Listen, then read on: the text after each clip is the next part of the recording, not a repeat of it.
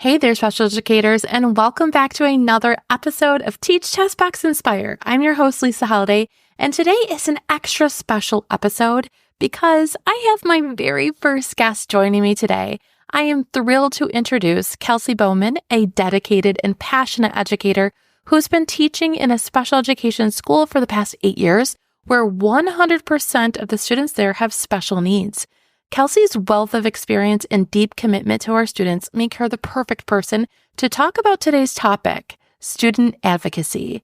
Advocating for our students is one of the most impactful things we can do as educators, and I know Kelsey has so much wisdom to share about what advocacy looks like in her classroom and beyond. So whether you're a seasoned teacher or just starting out, this conversation is sure to inspire you and empower you. All right, let's get started. Hey, special educators.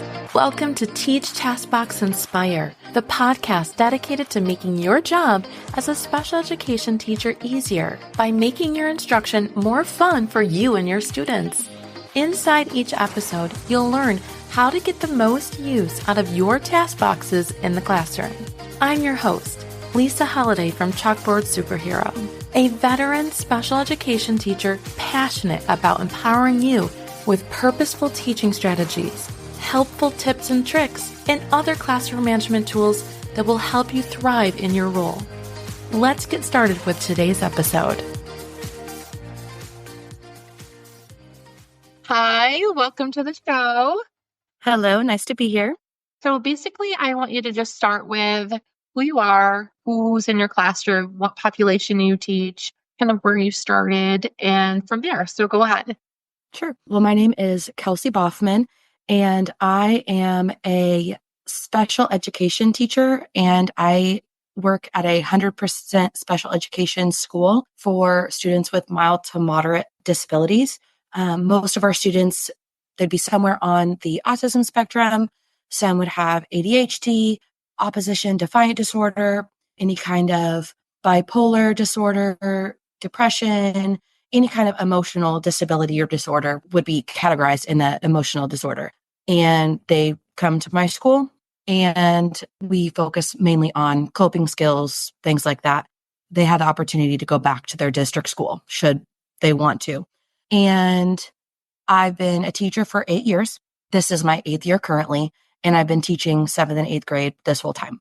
What's really interesting is I did not start out being a 7th and 8th grade special education teacher. I originally went to college to be a general education elementary school teacher. And I was like, oh yeah, 4th grade. I think that's going to be the ideal age, ideal grade. They're like just old enough to still want to do projects. Like they're young enough to do projects and want to like color and things like that, but they're old enough they can hold discussions and things like that. So I was dead set on being a 4th grade teacher. And then when I graduated, I didn't find a job right away. I was like, oh goodness, kind of sad on everything. And then one of my friends was like, hey, how about you be a paraprofessional at this alternative school? And I was like, okay. They're like, yeah, get your feet wet, get some experience. And I was like, sure. A month in, the teacher or the principal was like, hey, you have a degree. If you go and get your LBS1 certificate that will sit on top of your bachelor's degree, I will guarantee you a classroom in the fall. And I was like, sure. Wow. And did that. And I've been there ever since. And I could never teach elementary education.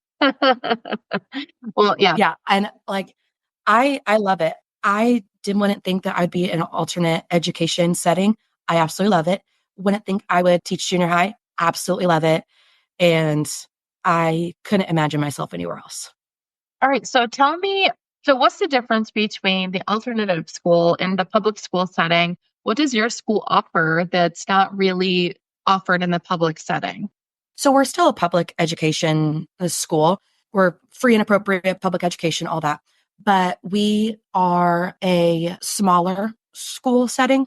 So like I'm the teacher and I have 2 paraprofessionals in my classroom. And we would have a max of 13 students in my classroom. Like right now I have 9 students. I've had 13 before. Last year I had 5 students total. Wow. So it just depends. Yeah. And then having that higher staff to student ratio kind of gives it to where students that you don't have one teacher with 30 kids. You can give more one-on-one assistance.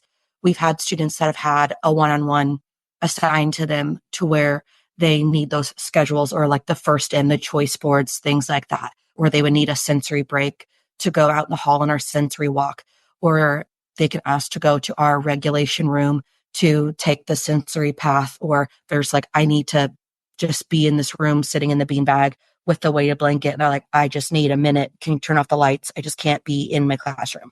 You offer a lot of those extra skills and extra resources that a public school like or a general education setting might not be able to with 30 kids in a room, or a resource room would get.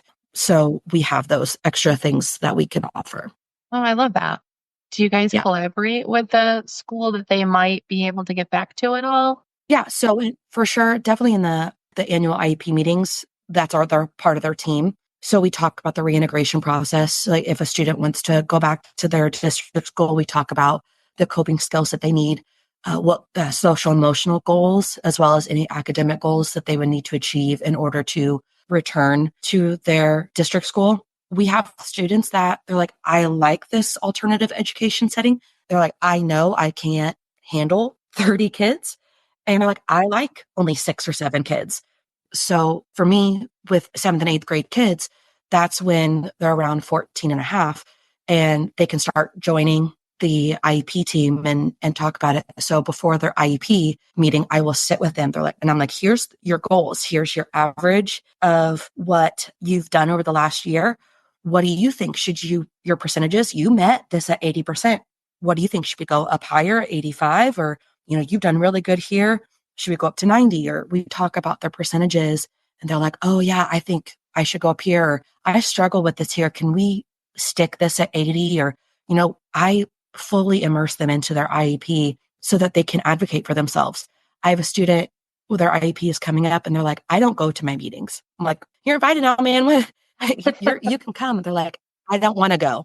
I'm like, well, I'm going to sit down with you and we're going to go through it because I want you to advocate. I want you to talk. Even if you don't want to go, I want you to tell me what to say. So you can say, hey, I'm really good at this. I struggle with this. I need extra prompts. I need extra accommodations here and stuff like that. Right. I was just going to say that I don't think a lot of people talk enough about student advocacy, especially in these Mhm. populations. So it's so nice to have you on the show today because this needs to be spread worldwide because not a lot of people pull the students in to have any type of part of their IEP process. So can you talk more about that and what are some ways that you found effective making sure that their voices are heard? I love having their involvement.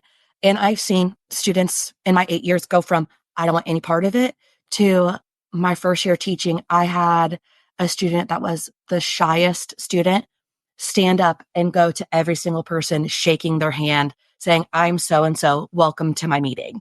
And it's the best feeling watching the shy little person going, hello, I'm so and so, this is my meeting, welcome to it. I want to go back to my school. And I'm like, you go. Like, I love it. And it's all the confidence.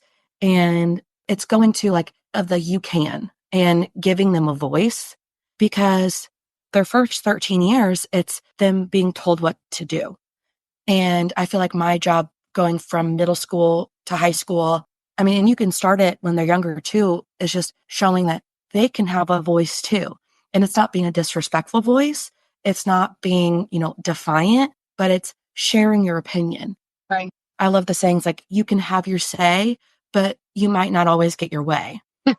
Your opinion matters. As a human being, your opinion matters. You might not get your way right now, but at least you're being heard. And in their IEP meeting, it's something that your opinion matters and you are now a part of your team. So even if it's just, these are the goals that I think that will benefit. I had a student that struggles with attending school. They would be very truant. They're on the truancy program and they met their truancy goal it was 70% was their truancy goal. And I'm like, you nailed this. I was like, I think we should up it. What do you think?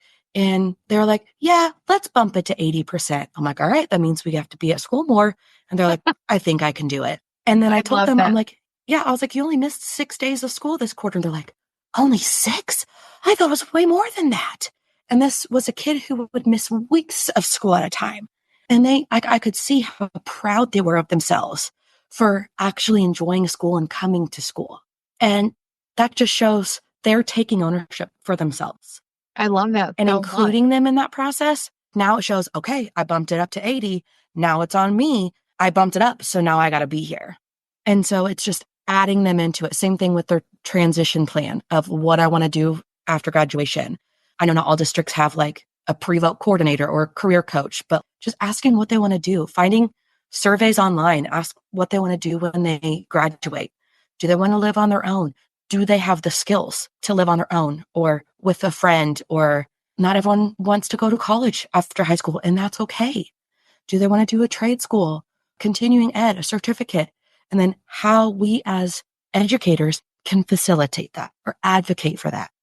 I love that because I think you're a very rare person because, seventh and eighth grade, you don't normally talk about what are we thinking about doing after, high school. Usually that's, the ninth grade, 10th grade, 11th grade teachers, but starting so young really gets them prepared. And I just love hearing that. You are a unicorn. Thanks. I would love to know, how do you get your students who they're nonverbal or have a hard time communicating? How do you get them involved with being part of their IA team process and whatnot? Well, a lot of my students at my school, they're mild to moderate. So all my students really verbal, sometimes a little too much. But we do have programs within our co-op that they do have the moderate or severe and profound disability. So we do have the nonverbal students in wheelchairs, feeding tubes, ones that don't walk on their own, all of those things as well. And I haven't worked in those programs, but I know that we do have programs within our co-op that work on life skills for them because they can go to school before, I think the law changed now. It's day before they turn 24 instead of day before they turn 23 now, at least in Illinois. And we have an adult life program to where they can work on life skills. We have several students who've worked on getting like their food licensure, like food handling skills, working in the public. We have a recycling program so they can at least work with the public and things like that. And the students who, even though they're nonverbal or they have those different difficulties, even if they're nonverbal, they'll tell you, Yeah. he'll tell you whether they like it or not. So they'll still show that whether they like something or not. And those teachers and those paraprofessionals will advocate for them of like, I don't think they would want to go to the recycling center today. Can we take them to this program instead? Can we take them to Dollar General down the street and they can help restock in the back? Or I don't think that being out helping with the customers would be really good. Can they help at the local hospital with organizing files? We have a lot of our pre-vote coordinators are really good with sitting with the students, talking with the families, talking with the teachers who have been with the students for years, and really seeing what niche program or opportunity the students will have. And we have AAC devices and things like that to where, again, the students will tell you what they like and what they don't like, or like the choice boards and things like that. Right.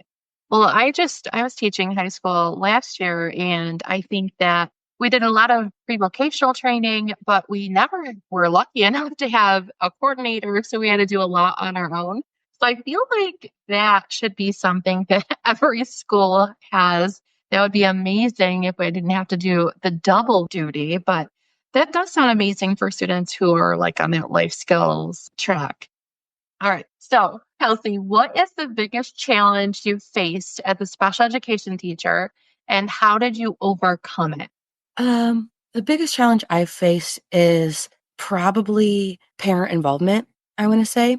I love the parents that I work with, and I've been blessed. I mean, every year I love my kiddos, I love the parents, but sometimes parents they need advocacy as well, where they might be at a loss because a lot of my students come with trauma, and that stems from the parents having trauma and it's overwhelming. And so when the students come to my building, the parents are like, what else is there? They're at a loss. And so I feel like sometimes I'm also encouraging the parents, or I will be parenting the parents, and I'm not a parent at all. But sometimes the parents are like, I have no idea what to do with my child. And so it's also encouraging them, or like, hey, you need to call in your kid when they're not here, or like, hey, can you not have your kid bring this item to school? It's not appropriate. Or, just certain things. But I've been on calls with parents and they're just bawling and they're like, I don't know what to do anymore. And you have to advocate for them, or they are crying in an IEP meeting and they're like, I don't know why they're not meeting all their goals. Or I've heard them say, I've always heard that X, Y, and Z, they don't make this, this, and this. And then I've heard, but this year they are making their goals. This year their rating went up. They were at 5, like in the 5th percentile, and now they're in the 7th. They've never been higher. Or an 8th grade student went from the 3rd percentile to the 4th percentile. And they're like, my kid went up a level. And I'm like, yes, they can do it. And they're like, I've never had a teacher say that. It's the pros and the cons, but the parents need someone to advocate for them too, saying you're doing the best you can with the hand that you've been dealt with. And sometimes life just sucks. And you can't control what life throws at you. You just have to roll with the punches and do the best you can. Sometimes that's all a parent needs, is to hear that.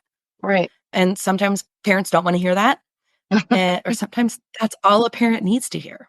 I love that. That's great, great advice. So, what's the best piece of technology or really anything that you bought in the past year that you love using in your classroom? It could be from Temu, it could be from Amazon, it could be something that somebody gave you. What's the best piece? Anything your students use over and over and over and over and over again? I'm trying to think what they love right now. Really, well, I want to say like a couple years ago, I got something and it changed how I do things. So, you know how teachers have timers, like whether you count down or count up, things like that. Sometimes students love timers, especially if there's a student on the spectrum, they love a timer. But other times, whether you're on the spectrum or not, sometimes a timer will set you off.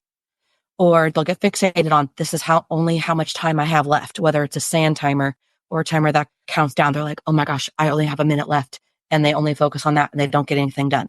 So I got, and it was on Amazon. It just randomly popped up.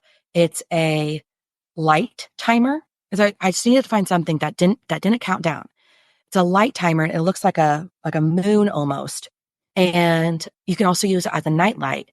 And different colors are different times, and it just turns on and it just turns on. So like, I know 5 minutes is red, which I hate that. I hate that it's red, and I would want it to be blue, but it's not. Red is 5 minutes and it just stays on. It doesn't dim. It doesn't ding. Cause one thing I hate is like the obnoxious ding of a timer. It just stays there. And then once the 5 minutes or 30 minutes, whatever you set it for, once it's done, it just turns off. So yeah, there's no counting down, no ding. It just turns off. So I've done it for like my math centers. I've done it for I call it my lounge, which is like my calming area. You can do it for anything. And they're like, how much time do you have left? I'm like, is the light still on? Then it's still going. They don't know that they only have 30 seconds left or 5 minutes or whatever. If the light is on, you're still working. And once it turns off, you're done. I love that so much. Yeah. And it's just so much more calming because they're not like, okay, I only have 30 seconds. So I'm going to do this problem real slow. Oh, we're done. That reminds me of, I watched, I think it was, I follow a mom that's a homeschool mom that also used something very similar, but it was a light bulb, and the light would be red when he had to work and it would turn off when he was all done. And so I forgot about that. You just kind of unlocked that memory. I think I might try to use that right now, because I do have a student right now that is a little obsessive with the timers and always having to have the timers and whatnot. So that's really good. I think I might link that in the show notes because that is an amazing, amazing tool. It's like less than $20 on Amazon. And it's like the most is 30 minutes. So I would do like math centers.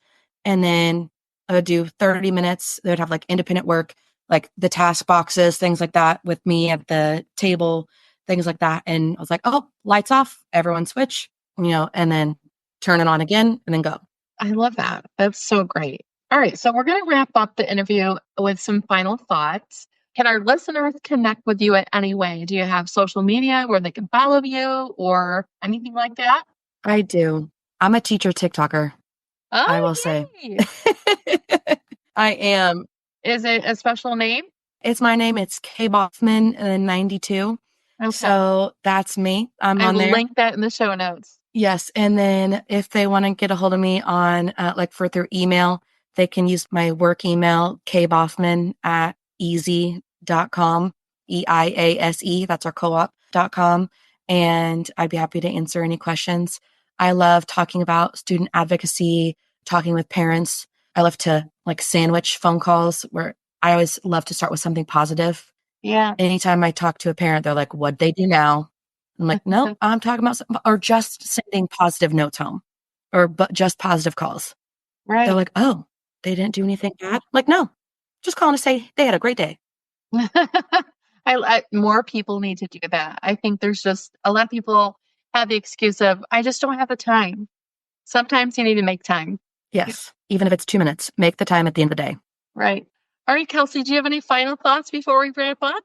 I loved being on here. It was fantastic. Anytime you want me to talk again, I love to talk. So I love that. So I'll have to have you on again.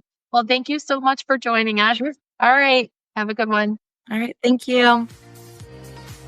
Thanks for tuning in to this episode of Teach, Taskbox, Inspire. I hope you've gained some tips and motivation to fuel your week ahead. If you're ready to explore more strategies for empowering your students as independent learners, be sure to dive into my free training at chalkboardsuperhero.com/training. And don't keep all this knowledge to yourself. Share this episode with your special education teacher friends who could use some motivation and inspiration. One more thing before you go. If you're finding this podcast helpful and want to show support, head to Apple Podcasts and leave your rating and review. Until next time, keep teaching, taskboxing, and inspiring.